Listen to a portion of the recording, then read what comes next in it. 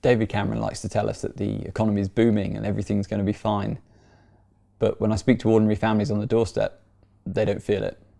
In fact, they're worried about living costs, but they're also worried about the long term too, whether it's the future of the NHS, tuition fees, or the effects of climate change. And George Osborne tells us he's got a long-term economic plan, but he's the only one that thinks long-term is 5 years. We need a proper long-term plan for a better and fairer Britain.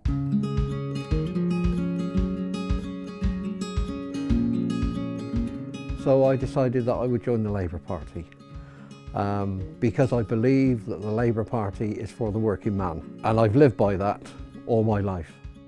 Average earnings have fallen in real terms by £1,600 since 2010. You now have to pay to take your employer to tribunal for unfair dismissal. Labour will restore access to employment tribunals, raise the minimum wage, and won't raise VAT, income tax or national insurance, except on the richest 1%. They want to be able to hire and fire whenever they can. And we need employment tribunals, and we need people to be able to get access to employment tribunals. We haven't had a Labour councillor in Newbury area for I don't know how many years.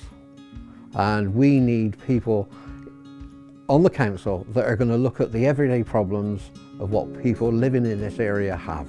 My whole period in the Labour Party has been about the objective of getting fairness and equality, and we seem to have been slipping back terribly during the last period of the coalition.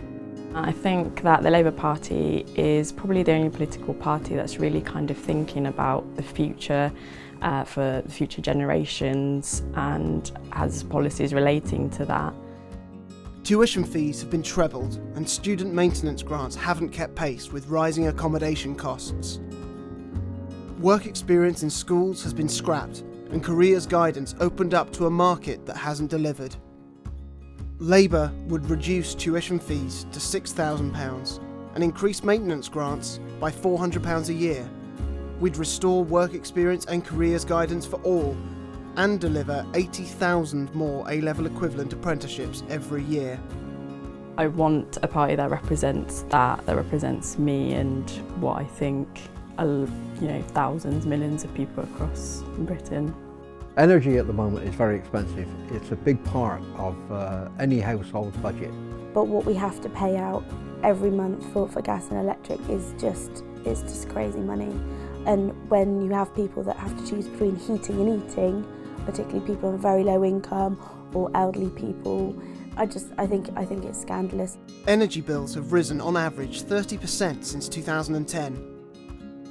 David Cameron can't tackle the energy firms because they have donated £2.5 million to his party in that same time. Labour would cap prices until 2017 and force them to pass on wholesale energy price reductions to consumers. The NHS is massively important to me, as it is to so many people. I think we really do have the finest healthcare in the world. But there are sinister attempts to break it up and make it a profit-making concern. A lot of the taxes we're paying for the National Health Service are going into profits for individual companies. I think if Labour doesn't succeed in this election, then the NHS is going to be destroyed by the Conservative Party.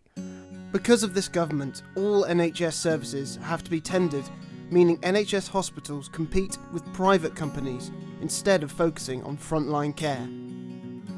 A&E waiting times are up, and the number of people waiting more than 6 weeks for cancer test results is rising. Labour would restore the NHS as a preferred provider of all services and invest £2.5 billion in 20,000 new nurses, 10,000 GPs, 5,000 home care workers and 3,000 midwives. I will confess to being a convert from the Liberal Democrats.